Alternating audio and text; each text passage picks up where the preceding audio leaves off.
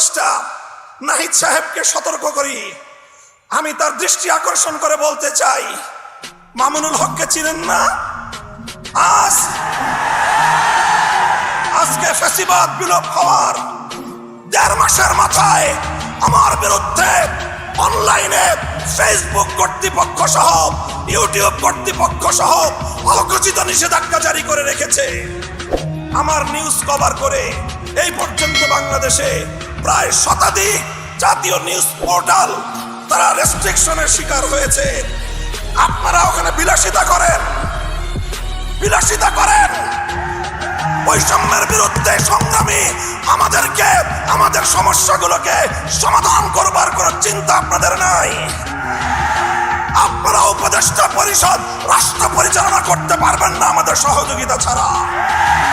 আমার এই বক্তব্যের 24 ঘন্টার মধ্যে যদি আপনারা কোনো ব্যবস্থা গ্রহণ না করেন, আমরা আপনাদের বিরুদ্ধে ব্যবস্থা গ্রহণ করতে বাধ্য হব।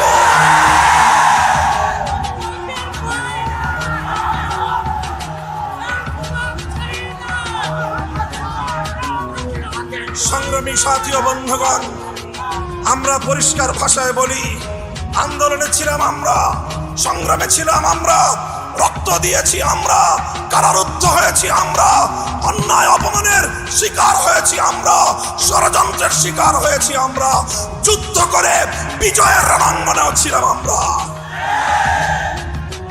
এখন সম্মিলিতভাবে এই রাষ্ট্রটাকে এগিয়ে নেওয়ার দায়িত্ব আমাদের। আমরা সহযোগিতা করতে চাই, গায়ে পড়ে সহযোগিতা করতে চাই। আমাদের গায়ে পড়ে সহযোগিতা যদি পায়ে ঠেলতে চান, সে পা ভেঙে গুড়িয়ে দিতে এক মুহূর্ত আমরা বিলম্ব করব না। আল্লাহ পাক রব্বুল আলামিন এই বাংলাদেশকে একটি সুন্দর সমৃদ্ধশালী একটি বাংলাদেশ হিসেবে এগিয়ে নেওয়ার তৌফিক দান করুন। আমরা পরিষ্কার ভাষায় বলি, আমরা ইসলামী রাজনীতি করি, এদেশে খেলাফত রাষ্ট্র ব্যবস্থা প্রতিষ্ঠার জন্যই আমাদের জীবন যৌবনকে আমরা উৎসর্গ করতে চাই। আপনারা কে কি রাজনীতি করবেন আপনাদের বিষয়। আমরা আমাদের আদর্শ আপনাদের উপর জোর করে চাপিয়ে দিতে চাই না, কিন্তু আমাদের রাজনীতির প্রতি যদি কেউ বৈষম্যমূলক দৃষ্টিভঙ্গি নিয়ে তাকাবার চেষ্টা করেন, চোখ উপড়ে ফেলবো।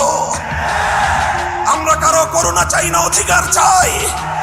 ভিক্ষা চাই না, আমরা অধিকার চাই।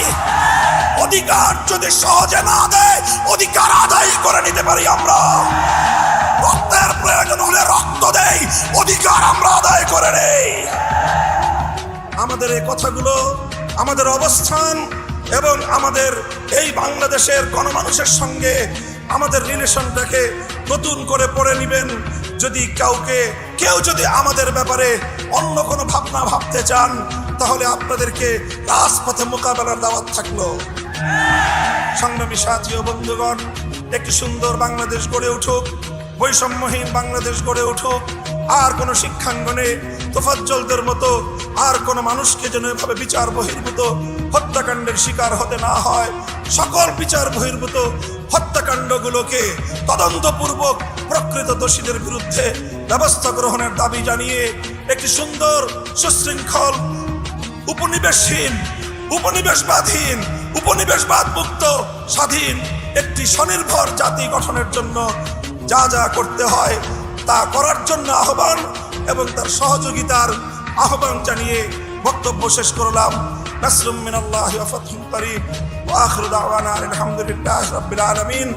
বাংলাদেশ খেলাফত ছাত্র মজলিস জিন্দাবাদ, বাংলাদেশ খেলাফত মজলিস।